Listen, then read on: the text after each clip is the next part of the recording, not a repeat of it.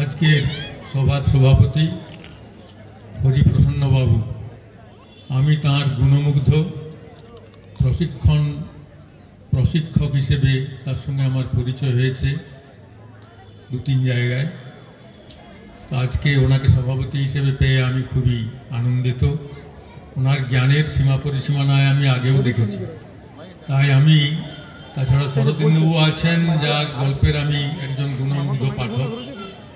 তো আরও অনেকে আমার পরিচিত এখানে আছেন। আজকে কবি সুকান্ত ভট্টাচার্য সম্পর্কে আমাকে কিছু বলতে হবে। আমরা রবীন্দ্রনাথের প্রথম যে কবিতা উনি যা প্রথম লিখেছিলেন সেটা সবাই জানি। আম সত্য দুধে ফেলি, তাহাতে কদলি দলি, সন্দেশ মাখিয়া দিয়া তাতে, হাপুস উপুস শব্দ, চারিদিক নিস্তব্ধ, পিঁপড়া কাঁদিয়া যায় পাতে। কিন্তু সুকান্ত প্রথমে কি লিখেছিলেন এটা অনেকেই জানেন না, আবার হয়তো অনেকে জানেন।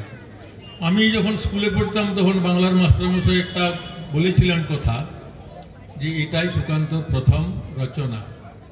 দেয়ালে দেয়ালে মনের খেয়ালে লিখি কথা, আমি যে বেকার পেয়েছি লেখার স্বাধীনতা। যদি এটা প্রথম হয় তাহলে এর ছন্দ কত সুন্দর। কিন্তু পরে আর নানান জায়গা থেকে নানান রকম মতামত দেখেছি। ইদানিং গুগলসে সার্চ করতে গিয়ে দেখলাম যে না, এটা নয় প্রথম।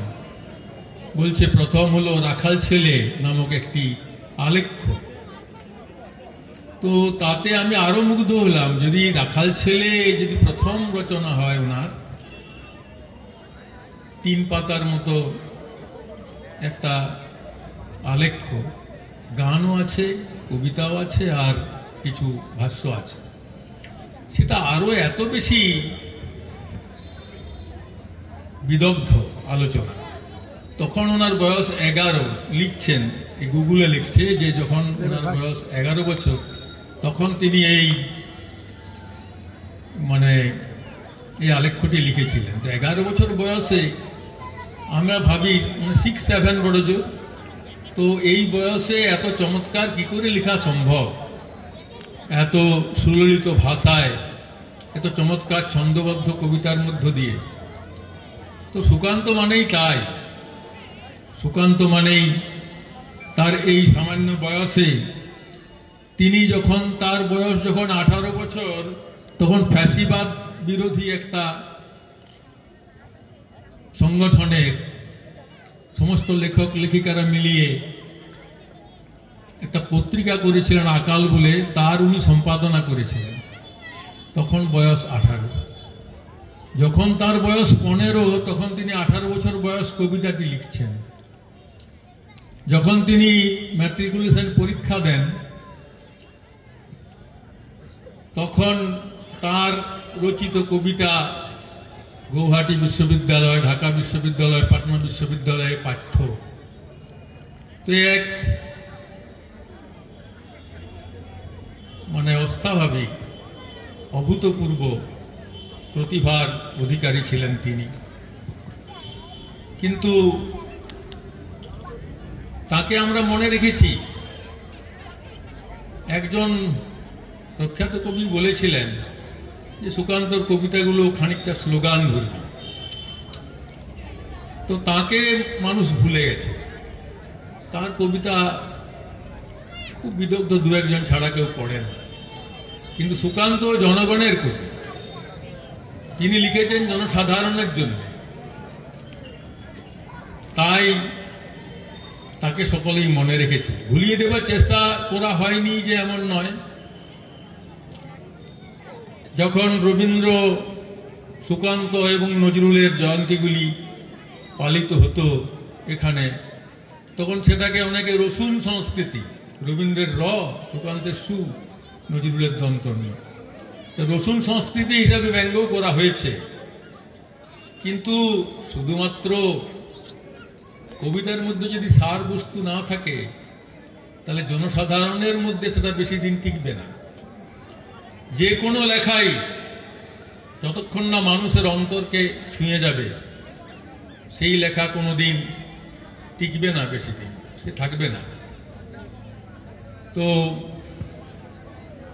লিখেছেন তো সুকান্তের এই অল্প ক্ষুদ্র জীবনে, মানে 20 বছর 9 মাসের তার জীবনকাল, ম্যাচিউরিটির অনেক আগেই তিনি সরে গেছেন, আমাদের থেকে ঝরে গেছেন, চলে গেছেন আমাদেরকে ছেড়ে দিয়ে। তা সত্ত্বেও রবীন্দ্র নজরুলের পর সুকান্তকে আমরা মনে রাখি। কবিতা লিখেছেন 150টার মতো হবে। এই কবিতার জন্যই তিনি সমধিক বিখ্যাত। 4টে কাব্যগ্রন্থ, ছাড়পত্র, ঘুম নেই, পূর্বাভাস এবং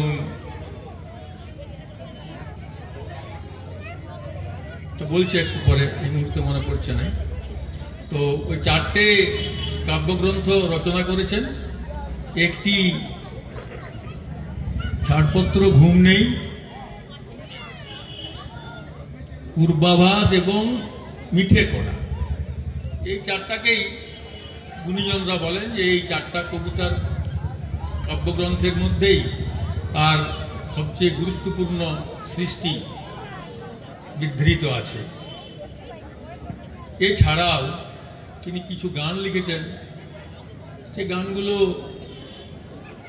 তার মন মেজাজের সঙ্গে ঠিক যায় না। গান গানের মতোই, তার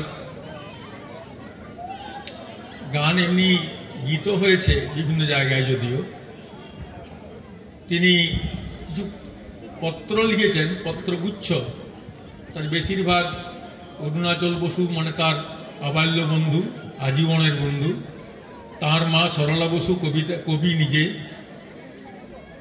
তাদেরকে উদ্দেশ্য করেই বেশিরভাগ পত্র লিখিত। এছাড়া তিনি লিখেছেন একটা নাটিকা, তার নাম অভিযান। আর ওই যে প্রথমে যেটা উল্লেখ করলাম, যে 11 বছর বয়সে লেখা হয়েছে রাখাল ছেলে নামক আলেখ্য। এই তার সৃষ্টি, সৃজন। এছাড়াও তিনি আরো কিছু কবিতা ইত্যাদি লিখেছেন, গান, সেগুলোকে অপ্রচলিত রচনা বলে সেগুলোকে সংগ্রহ করা হয়েছে পরবর্তীকালে। তো তিনি জন্মেছিলেন 1926 সালের 15ই আগস্ট, আর তিনি পরলোক গমন করেন 1947 সালের 13ই মে।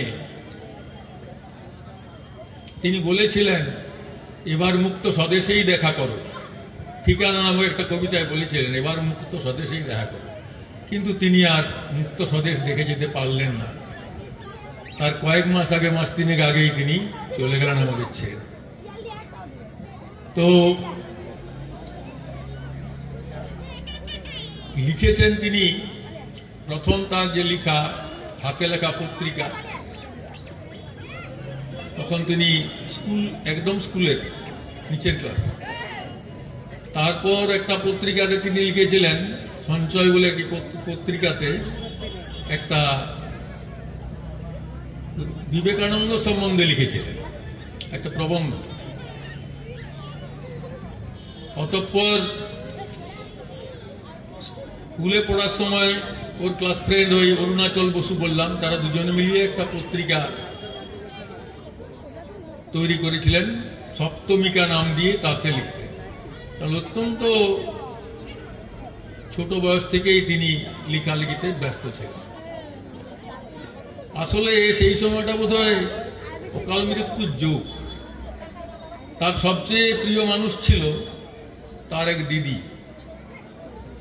সেই দিদির কাছ থেকেই তার কবিতা সম্বন্ধে ভালোবাসা। কিন্তু সেই দিদিটি কিছুদিন পরে তাকে ছেড়ে চলে গেল। তার মা অল্প বয়সেই মারা গেছে। তিনি নিজেও, সেটা পরে আমরা জানছি। কিন্তু যাদেরকে তিনি ভালোবেসেছেন, যাদের কাছ থেকে তিনি সাহিত্য জগতের পথে পা রেখেছেন, নিজেকে সমৃদ্ধ করেছেন, তারা ওকে একে একে ছেড়ে গেছে। তাহলে স্বভাবতই তিনি কিছুটা বাউন্ডুলে হয়ে পড়লেন। ওর বাবা ওই সারস্বত লাইব্রেরি নামক একটা বইয়ের দোকানে একসঙ্গে মানে কি বলে পাবলিশার অ্যান্ড বুক সেলার দুটো কাজই করতো। সুকান্ত যে সেরকম প্রচন্ড গরিব ছিলেন এরকমটা না, নিম্ন মধ্যবিত্ত পরিবার থেকে এসেছিলেন, খেতে পড়তে পেতেন, কিন্তু বিশ্রাম তিনি পেতেন না। তিনি মানুষের জন্য নিজেকে উৎসর্গ করেছিলেন। তার কবিতায় সে কথাই বলা আছে। সবার মতো সে যুগে ওনার তো মাত্র 6 বছর রচনার সময়, লেখালেখির টাইমটা হচ্ছে 1941 থেকে 47 নয় 46 বলা যেতে পারে, কারণ 47 তখন তো উনি একদম অসুস্থ হয়ে যাদবপুরের বেডে পড়ে আছেন, টিবি স্যানাটোরিয়াম, টিবি রোগে আক্রান্ত হয়ে। যে সময়টা লিখেছেন 6 বছর, সেই সময়েও তিনি যে সব সময় সুস্থ ছিলেন এমন না, ম্যালেরিয়া হয়েছে, আর তখন তো ম্যালেরিয়াও একটা দুঃসাধ্য রোগ ছিল। তারপরে টিবিতে আক্রান্ত হলেন। এর ভিতরেই এই রোগ অসুখের মধ্যেই তার সবচেয়ে যেটা বড় কথা, তার গোটা কবিতার বই তার সুকান্ত সমগ্র পড়েও নিজের সম্বন্ধে তিনি কোথাও বিশেষ কিছু লিখে যাননি। এমনকি চিঠিপত্রগুলোর মাত্র 2টো চিঠি, একটা 26 নম্বর চিঠিতে দেখলাম যে বন্ধুকে বলছে যে তার শরীরটা খারাপ, পাচ্ছে না আর কাজ করতে, পরিশ্রম হচ্ছে ইত্যাদি, কিন্তু নিজের সম্বন্ধে তিনি লিখেন নাই। তার কষ্ট, তার বেদনা, একটা যুবক সদ্য মানে যৌবন প্রাপ্ত মানুষ, দেখতে সুন্দর, একটাই ছবি আমরা দেখি তার, সেটাও তার এক জেঠতো বৌদির কাছ থেকে চেয়েছিল যে তুমি আরেকজনকে একটা আংটি দিলে আমাকেও আংটি দাও, আমাকেও আমার পৈতার সময় আংটি দিতে হবে। ও আংটি দিতে পারেনি, তো একটা টাকা দিয়েছিল। সেই 1 টাকা দিয়ে ও বন্ধুদেরকে জিজ্ঞেস করলো কি করবো, সবাই বললো তুই ছবি তুল, কারণ তোর পৈতা হয়ে গেলে মাথাটা নেড়া হয়ে যাবে, তার আগেই তোর এই সুন্দর চেহারা ছবি তুল। 4টা ছবি তুলেছিল, আর 3টে হারিয়ে গেছে। ওই একটা ছবি যেটা আমরা দেখি গালে হাত দিয়ে, সুদর্শন চেহারা। কিন্তু এই সুকান্তর প্রেম নিয়েও বেশ কিছু নাই। এমনিতে তো ওইসব নিয়ে লেখেন না। একটা জায়গায় লিখেছেন যে প্রেমে পড়া এবং প্রেমে পড়ে ব্যথা পেলে কবিতা লেখা, এটাকে আমি নক্কারজনক মনে করি। এই ধরনের মানসিকতা। আর একটি মেয়ের সঙ্গে প্রথম একটি মেয়ে, তার নাম উপক্রমণিকা, মানে এটি বুঝতে পারছি যে সুকান্ত দেওয়া ছদ্মনাম। উপক্রমণিকা নামে একটি মেয়ের সঙ্গে কিছু মেশামেশি পরিচয়, কোনো গভীরতায় নাই। তার পরবর্তী যে মেয়েটির সঙ্গে হয়েছিল সে তার একদম বাল্যবান্ধবী, কিন্তু নাম কোথাও লেখেননি। তো তার সম্বন্ধে লিখেছে যে রবীন্দ্রনাথের কোটেশন দিয়ে, কাছে যবে ছিলে পাশে হলো না যাওয়া, দূরে যবে গেলে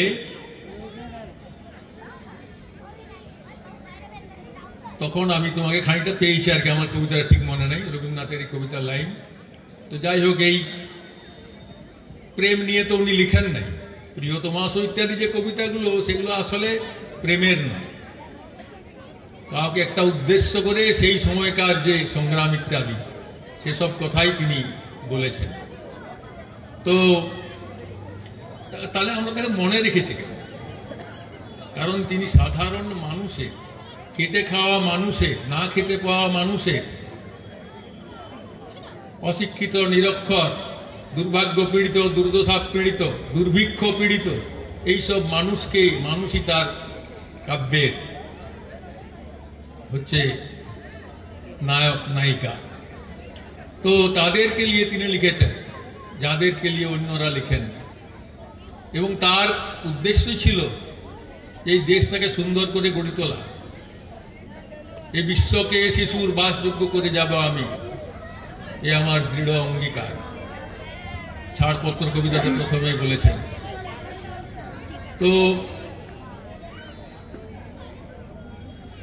তার এই 4টে কাব্যগ্রন্থেই মূলত এই সব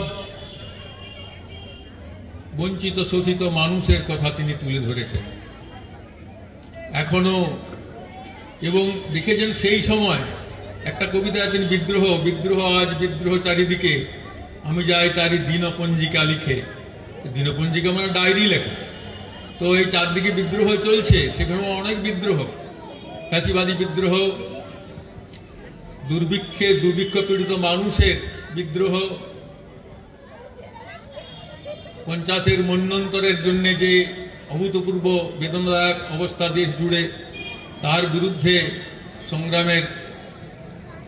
সংগ্রামী বিদ্রোহ, নৌ বিদ্রোহ, চট্টগ্রাম বিদ্রোহ ইত্যাদি অসংখ্য বিদ্রোহ চতুর্দিকে ছড়িয়েছিল। তো বিদ্রোহ আজ বিদ্রোহ চারিদিকে। কিন্তু উনি কি শুধু ডায়েরি লেখার মানুষ? আছেন অনেকে দূরে থেকে বসে নিরাপদ আশ্রয় থেকে চমৎকার চমৎকার বিদ্রোহের কথা বলেন, এমন অনেক মানুষ আছে। উনি তা নয়, উনি যত না কবি তার চেয়ে বেশি কর্মী। তিনি, তার যেহেতু মা মারা গেছেন, কেউ নয় বাউন্ডুলে, পুরো সময়টাই তিনি দিতেন এই সব কাজে। তিনি বামপন্থী ছিলেন, কমিউনিস্ট পার্টির মেম্বারও হয়েছিলেন 18 বছর বয়সে। কিন্তু তা নয়, শুধু কর্মী। তিনি দৈনিক স্বাধীনতা পত্রিকার কিশোর বিভাগ তিনি সম্পাদনা করতেন প্রতিদিন, দৈনিক যেহেতু, এবং সেটা একটা পরিপক্ক সুশিক্ষিত প্রশিক্ষিত মানুষ ছাড়া সম্ভব নয়, উনি সেটা করতেন। তিনি ওই যে লেখক আগেই বললাম যে ফ্যাসিবাদ বিরোধী লেখক লেখিকা সম্মেলন, তার সঙ্গে তিনি যুক্ত ছিলেন।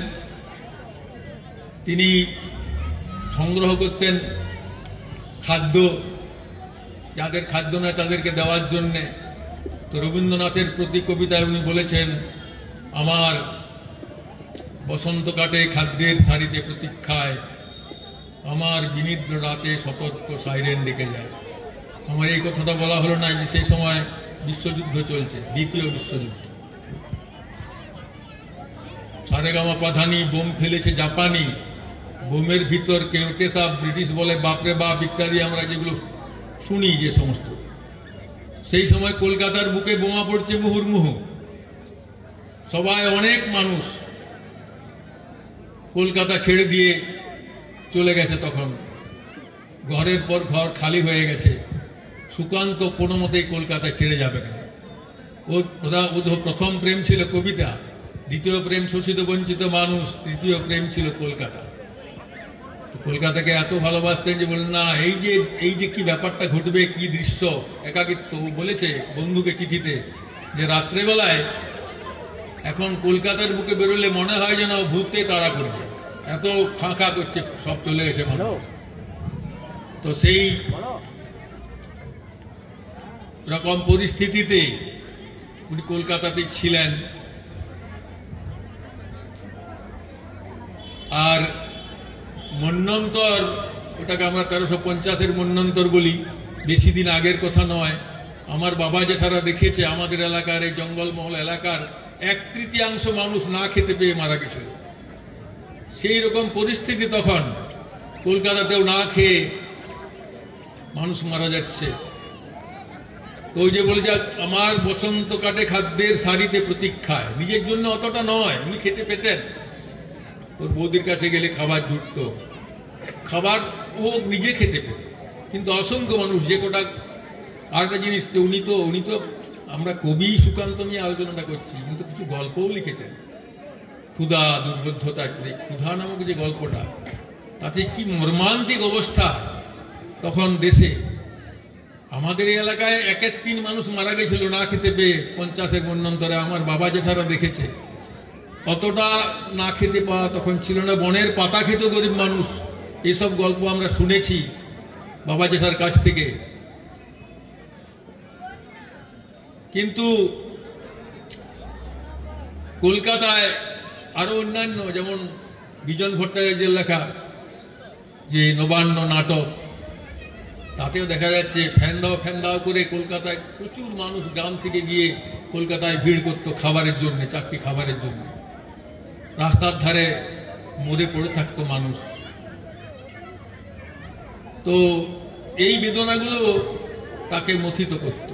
তিনি দিনরাত ছুটে বেড়াতেন, কোথার থেকে কি চাল পাওয়া যাবে, কি খাদ্য পাওয়া যাবে, কোনখান থেকে কি আনা যাবে, কেমন করে এই মানুষগুলোকে বাঁচানো যাবে, তার জন্য ছুটাছুটি করতেন। সেই কারণে খাবার টাইম ছিল না, এই কারণেই তিনি তার যে টিবি হয়ে গেল, ক্ষয়রোগ, এবং ক্ষয়রোগ হওয়ার পরে তখনকার উনি পার্টি মেম্বার ছিলেন কমিউনিস্ট পার্টি, কিন্তু পার্টিও তো অত্যন্ত দরিদ্র পার্টি। বলেছেন যে একটা হসপিটাল, মানে একটা ওদের মানে ডাক্তারখানা মতো কয়েকটা বেড দেওয়া একটা ওরা করেছিল, বলছে ওখানে গেলে কেবল ওই কোমল শয্যাটুকুই পেতাম, ওষুধ বা পথ্য কিছু পাওয়া যেত না। এইরকম ভাবে তাহলে উনি তবুও ওনার লেখার জন্যে, ওনার কবিতায় মুগ্ধ হয়ে অনেক মানুষ তার বন্ধু ছিল, বড় বড় মানুষেরা, সুভাষ মুখোপাধ্যায়, দীনেশ দাস, অন্নদাশঙ্কর ভট্টাচার্য, এইরকম অনেক নামজাদা লোক তখনকার দিনে যারা প্রখ্যাত ব্যক্তি, তারা সুকান্তের বন্ধু ছিল। সেই সুবাদে সুকান্তের সমস্ত এলাকায় পরিচিতি ছিল। ওই আগে একটা কথা বললাম যে যখন উনি ম্যাট্রিকুলেশন দিচ্ছেন তখন ওনার কবিতা অন্যান্য ইউনিভার্সিটিতে পাঠ্য হয়ে গেছে। আমরাও তো দেখেছি, যিনি ওই অত প্রচুর পড়াশোনা করতেন, এই কথাটা আছে, সুযোগ পেলেই মানে একটা গ্রন্থাগারও উনি নিজে করেছিলেন বন্ধুদেরকে সঙ্গে নিয়ে, আর বইপত্র পেলেই তিনি পড়াশোনা করতেন। আর আমরা তো জানি সুশিক্ষিত ব্যক্তি মাত্রই স্বশিক্ষিত, স্কুলে ওদের একটা লেভেল পর্যন্ত পড়াশোনা হয়। তারপরে রবীন্দ্রনাথ যেটা হয়েছে, রবীন্দ্রনাথ তো ডিগ্রি বিগ্রি নাই, কিন্তু তিনি তার মতন শিক্ষিত আর কজন আছে। তো তিনিও সুকান্ত ভট্টাচার্য কম দিন, 21 বছরও হয়নি, 20 বছর 9 মাস তিনি বাঁচলেন, অথচ তার লেখাগুলো আমরা যখন পড়ি তাজ্জব হয়ে যাই, এটা কোথার থেকে পেলেন। আর তার সঙ্গে এইরকম দুর্বল স্বাস্থ্য নিয়ে, শরীর নিয়ে এত বারুদ কোথার থেকে তিনি পেলেন। সবচেয়ে ওনার দুঃখ লাগতো যে যখন দেশে খাদ্যের অভাব, যখন মানুষ মরে যাচ্ছে চোখের সামনে নিজের ভাই বোনেরা, তখন এক শ্রেণীর মানুষ, যাদেরকে মজুদদার বলা হচ্ছে, ধনী এবং মজুদদার, তারা ব্ল্যাক মার্কেট করছে, লুকিয়ে রাখছে খাবারগুলোকে। তো সেটা উনি কোনো মতে সহ্য করতে পারেন নাই।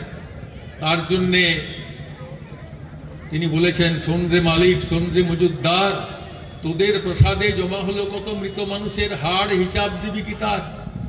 প্রিয়াকে আমার কেড়েছিস, তোরা ভেঙেছিস ঘর বাড়ি, সে কথাকে আমি জীবনে মরণে কখনো ভুলিতে পারি?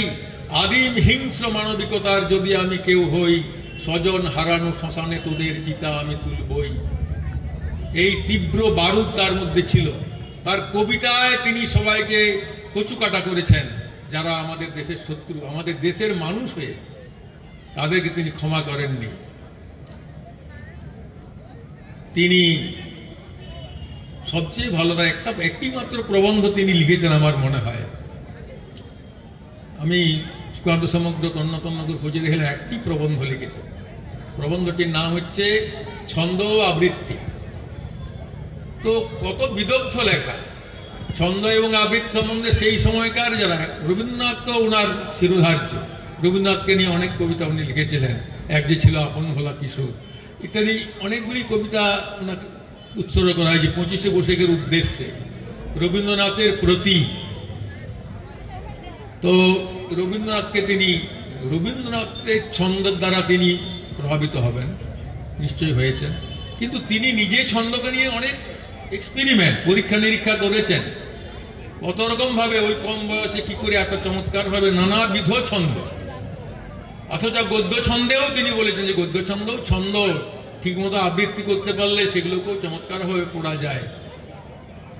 উনি বলেছেন যে অনেক কবি রয়েছেন যারা নিজের কবিতা পড়েন কিন্তু তারা ঠিকঠাক করতে পারেন না, আবৃত্তি করার ক্ষমতা নেই। তো বলেছেন, আমার মনে হচ্ছে বলেননি, নাম করেননি, কিন্তু বলেছেন যদি ওই কবিতা কারো কবিতার প্রচন্ড প্রভাব রয়েছে, কিছু কবিতা পড়ার পরে তিনি তার কবিতার ধাঁচার তার মধ্যে চলে আসবে, তিনি সেই রকম নকল করতে আরম্ভ করবেন। আমার মনে হচ্ছে তিনি এটি জীবনানন্দ দাশকে বলেছেন। আমি আমার ব্যক্তিগত জীবনেও লক্ষ্য করেছি, যে বেশি জীবনানন্দ দাশ পড়েছে তিনি কবিতা লিখতে গেলেই জীবনানন্দীয় ছন্দ এসে যাবে। তো এই যে ওই বয়সে ছন্দ এবং আবৃত্তি নিয়ে তিনি নাতি দীর্ঘ যে প্রবন্ধটি লিখেছেন একটি মাত্র, আমি অন্তত মুগ্ধ হয়ে গেছি যে এই বয়সে এটা সম্ভব। আমরা ওগুলো নিয়ে ভেবেইছি বোধহয় 40 বছর বয়সে। তো এই সুকান্ত নিজের তার একটা কবিতা বলছি, তাতে দেখুন কি সুন্দর ছন্দ আছে। কবিতার বিরোধিতা করছেন তিনি কবিতার মধ্য দিয়ে।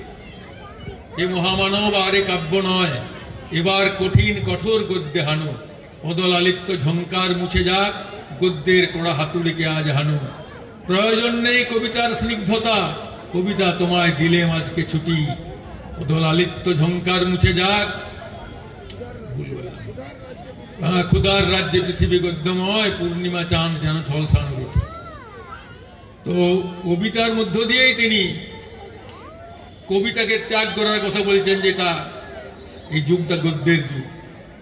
এখন পূর্ণিমা চাঁদ কবিকে মুগ্ধ করার জন্য নয়, এটা যদি রুটি হতো, ঝলসানো রুটি, তাহলে এই যে অগণিত মানুষ মারা যাচ্ছে এরা খেতে পেত।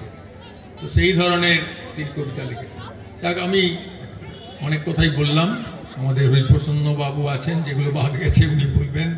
তো এই কথা বলেই সকলকে আমার ধন্যবাদ, নমস্কার, ভালোবাসা জানিয়ে বক্তব্য শেষ করলাম। আপনারা শুনছিলেন না, মুগ্ধ হয়ে শুনছিলেন আমাদের বর্ষিয়ান এই মানুষটি, কৃতি মানুষ। তিনি শিক্ষার অঙ্গনে দায়বদ্ধ নিবেদিত মানুষ, রঞ্জিত কুমার চক্রবর্তী। তার কাছে আমরা শুনলাম অনেক দিক তিনি তুলে ধরেছেন। সুকান্ত একটা ছোট্ট জীবনের পরিসর পেয়েছিলেন, বিধাতা তাকে খুব কম পরিসর দিয়ে পাঠিয়েছিলেন, এবং এটা আমাদের সভ্যতার পক্ষে একটা অভিশাপ। অর্থাৎ সুকান্ত যদি একটু দীর্ঘজীবী হতেন, যিনি বিপ্লবের বাণী অন্তরে শুনেছিলেন, যিনি শোষণ শাসনের বিরুদ্ধে, মনুষ্যত্বের অবমাননার বিরুদ্ধে একেবারে খড়গহস্ত এবং খুব প্রচ্ছন্ন পরিষ্কারভাবে তিনি সমাজতন্ত্রের ভাবনায় উদ্বুদ্ধ ছিলেন, একেবারে স্পষ্ট। ফ্যাসিবাদ, সেখানেও দেখুন মনুষ্যত্বের সুরক্ষার ক্ষেত্রে যা কিছু শত্রু, তারা সবাই কিন্তু সুকান্তের শত্রু ছিল। ক্ষুধা তাকে পীড়িত করেছে বারবার, এবং যখন মন্বন্তর হয়েছে 1943-এর দুর্ভিক্ষ বাংলার, তখন মানুষের করুণ আর্তনাদ সুকান্তকে উদ্বেলিত করেছে। তিনি দেখেছেন অন্যায়, দেখেছেন অবিচার, দেখেছেন শোষণ, দেখেছেন শাসন, এবং প্রতিবাদ করেছেন নির্বিচারে, দৃপ্ত কণ্ঠে। আবার প্রতিবাদ, স্যার সেটা বলছিলেন, সুকান্ত কেউ কেউ আছেন সমালোচক বলতেই পারেন তার কবিতা কি স্লোগান হয়ে গেছে। স্লোগান কবিতা হয়, কবিতা স্লোগান। চারণ কবির একটি বিখ্যাত লাইন আছে, দেখবেন, স্লোগান কবিতা হয়, কবিতা স্লোগান। হ্যাঁ, সুকান্তর কবিতা স্লোগান হতেই পারে, কিন্তু স্লোগান সার্থক কবিতায় রূপান্তরিত হয়েছে। এখানেই তো সুকান্ত অনন্য, এখানেই তো সুকান্ত চিরকালীন। কেন 100 বছর পর, ঠিক 100 বছর পরেও আজ বইমেলার প্রাঙ্গণে, পঞ্চদশ বইমেলার প্রাঙ্গণে বসে আমরা বিষ্ণুপুরের মাটিতে সুকান্তকে স্মরণ করছি শ্রদ্ধার সঙ্গে। এই কারণে সুকান্ত চিরকালীন, সুকান্ত মানুষের কবি, সুকান্ত আমাদের বন্ধু কবি। সুকান্তকে নিয়ে আমরা গর্ব করতে পারি। দেখুন, সেই সময়কার রানারের কথা মনে আছে? রানারে ছুটেছে রানার। এই রানারের জীবনের কত করুণ দিক ছিল, আমাদের চোখে তেমনভাবে পড়েনি। সুকান্ত ধরেছেন, আর সেই রানার অনবদ্য সৃষ্টি হয়ে গেল, বাস্তব। কিন্তু তার মধ্যে এমন উনি মোহ তৈরি করতে পারতেন, বাস্তবের সঙ্গে এমন মোহময় রং লাগাতে পারতেন যে বাস্তব অতি বাস্তব হয়ে উঠত, বাস্তব চিরকালীন হয়ে যেত। এই ছিল সুকান্তের স্টাইল।